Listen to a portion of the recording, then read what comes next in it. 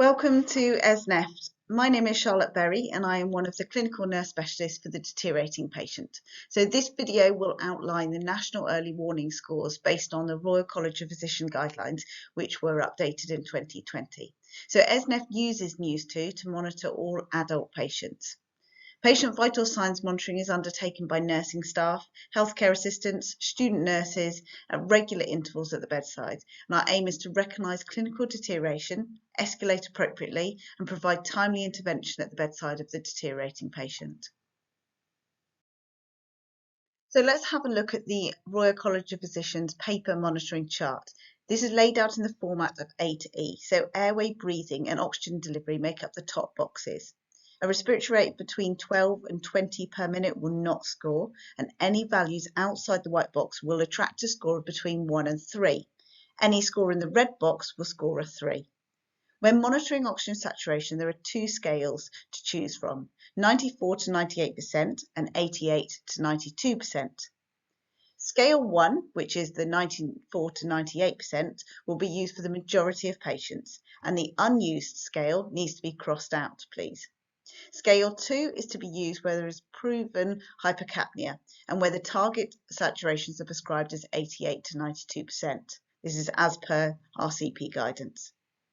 It is important to remember that only a small proportion of patients with COPD retain carbon dioxide.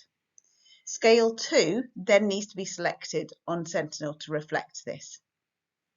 In the next box, oxygen is recorded firstly in litres per minute, and then in the box below, the device, along with the percentage concentration, and this is in line with the British Thoracic Society. So let's have a look at the blood pressure section. So the systolic blood pressure is the value that reacts to deterioration. The diastolic and the systolic will be recorded, but only the systolic will score on the NEWS. However, the diastolic does still hold value to us. So any systolic value that falls within the dark orange and triggering a NEWS of 3 requires the value to be written if a paper chart is used. So this is demonstrated on your screen where the patient's got a systolic of 70.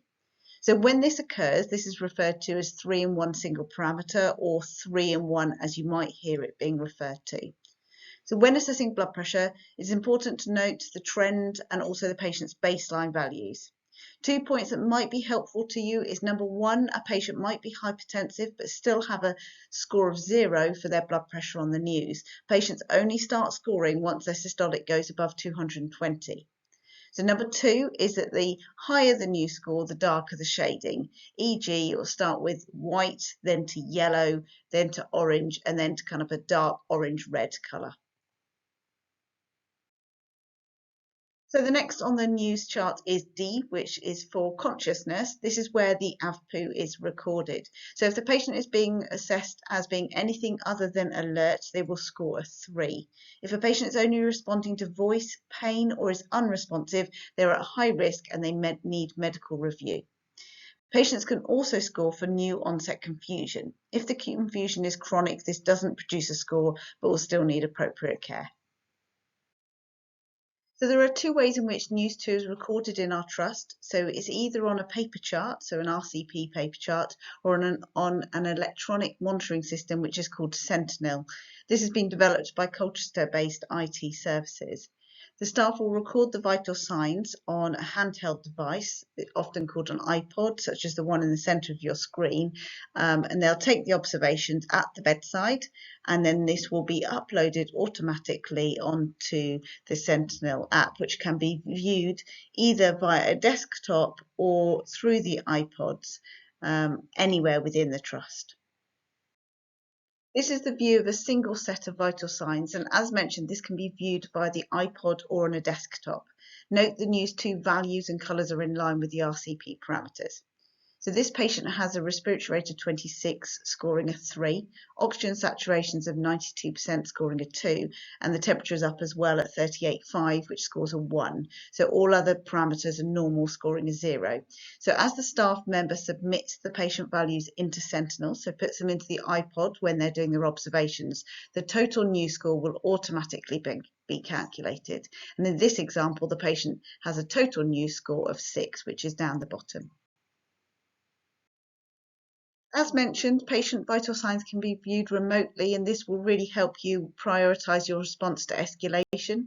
The NEWS2 values can be viewed in a grid form as well, which is easier to see and review, as demonstrated here on the screen.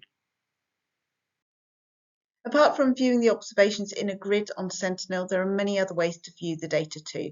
All vital signs can be viewed as individual standalone values, as seen on this slide, so on the left-hand side of the screen with the blood pressure trend, or they can be seen as an overall trend too, which might be useful if you have a deteriorating patient. If you're not sure how to use any of the Sentinel iPods, or you're not sure where to look on the data, if you ask any of the nursing staff or healthcare assistants, they'll be able to guide you through once you're on the wards. In April 2023 at ESNEFT, we upgraded our Sentinel and we had the addition of something called the escalation alarm bell. So it's just making you aware of this alarm bell and what it means. So when a patient's observations are done, if they are scoring high on the NEWS, the nursing staff need to click on the buttons at the bottom of the screen to say that they have escalated the patient, or they have suppressed this alarm because the patient is not for escalation, or they do not need to escalate at this time. So it's just to be aware, if you do see a red alarm bell near to the patient, it does mean that they're using high. Key things to consider when using the NEWS2. So this table has been laid out by the RCP and outlines how at risk the patient is of deterioration dependent on their score. It also outlines the response that should occur according to the score. So if the patient has a 0 to 4, for example, they're at low risk of deterioration and should be a ward-based response. If the patient is scoring 3 in one parameter, they're a low medium risk and there should be an urgent ward-based response. Patients scoring between 5 and 6 on their NEWS is a medium risk and meet the criteria for an urgent response. And then lastly, if the patient is scoring 7 or more, they are at high risk of deterioration and so therefore they need an urgent or emergency response. So how do we know what to do with our NEWS score once we have taken our patient's observations? So this is the ESNEFT NEWS Triggers and Clinical Response for Adults Inpatients. So this is an escalation pathway for you to follow. All the Dynamaps machines, so all the blood pressure machines, have this instruction laminated and attached to the machine so you can use it for your reference. It gives you information on how often observations are to be done, dependent on the NEWS score. This is written all in the second column.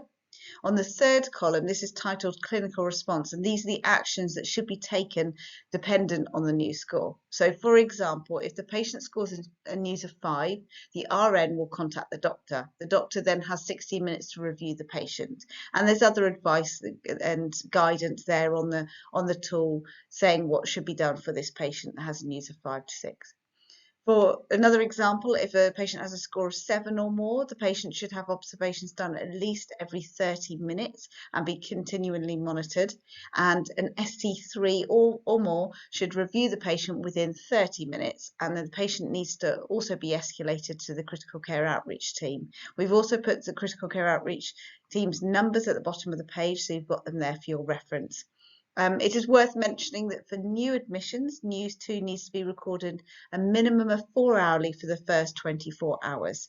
So if their NEWS is 0, do not default to the 8 to 12 hourly, as these patients are more at risk of deterioration.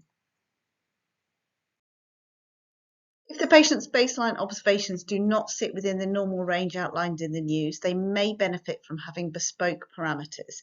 This needs to be decided by a senior clinician, for example, the registrar or the consultant, and these alternative parameters are then documented on the treatment escalation plan. So this is also known as a TEP form. Unfortunately, Sentinel does not have the capability to reflect these bespoke parameters, but the nursing staff will know when to escalate and when not to escalate, depending on what is written in that bespoke parameters section on the TEP form. We've looked into the adult inpatient escalation pathway. This is now the NEWS trigger and clinical response for the emergency department, and it does differ from the inpatient pathway. So, for example, if someone is scoring a 7 or more in the emergency department, they should receive observations every 15 minutes. Please familiarise yourself with this chart if you're working within these areas. So the next Escalation pathway to show you is the oncology outpatients in Colchester. So the official name is the News, Triggers and Clinical Response for Colchester Hospital Oncology Outpatients, and it's only within this area of outpatients. So this was devised in response to some patients that were becoming acutely unwell and collapsing within these areas, and it's a guide for staff to know who to escalate to, where to get help, and how often to monitor these patients when they become unwell with them. So do please familiarise yourself if this is a place where you are going to work or if you are on call. So the last two escalation pathways to show you are the community hospitals pathways. So we've devised one for Suffolk Community Hospitals and one for North East Essex Community Hospitals. So if you are going to be working with these areas, they do have different pathways, but we use the same format and the same RCP colouring in order to keep that familiarity there. As mentioned, this is the North East Essex Community Hospitals escalation pathway. So one thing I would like to mention and highlight is documenting your doctor review. So when you go to see your patients, if a patient has been escalated to you because they are scoring high in the news, for example, please could you make sure you write the time of the bedside review somewhere within your notes. So this is an example I have put on your screen. So the nurse has written their notes. News of 9 escalated at 5:45 a.m. to ST5 Dr. Taylor, and then they have signed it. Underneath, you have then come to see the patient, the date and your time that you're writing the notes, and Dr. Taylor ST5, so who you are. You're writing that you're responding to the news of 9. You don't have to necessarily do it in this way, but what I do need to see is time of bedside review is at 5:52. So this might be different from the time in which you are writing your notes. We need to make sure we are meeting the escalation criteria of us being at the bedside within a certain time, and the only way we know if we're doing that is if we've got clear documentation around this. Thank you very much for your help with this. For pregnant women and children, please do not use NEWS2 for anyone that is pregnant. So this is for any stage of gestation and for 6 weeks postpartum. So there is a separate maternity early warning score, a NEWS, which is a different scoring system. These are paper charts and they can be found in the emergency department and maternity services. So if you're looking after a patient on the ward, you will need to request a paper chart from these areas. For children, there is a paediatric early warning score, so a PEWS, for children up to the age of 16 years old. NEWS2 is not to be used for children. So in summary then, we've gone through our our national early warning scores, we've gone through Sentinel, our software system that we use for our monitoring, and we've gone through the triggers and clinical response pathways that you will see in practice. Please do not walk away from a deteriorating patient. Remember, this could be a member of your family that is deteriorating. Work as a team. Use the staff that are available to you. So we have really high-level staff that are senior medical staff you can use, some really highly skilled nurses. Critical care outreach team are available to you, and the critical care doctor on call is also available to you as well. If you try and escalate a deteriorating patient but cannot get hold of people, then keep going on to the next level. Don't stop. Thank you very much for listening to this, and I look forward to seeing you out on the wards and in practice.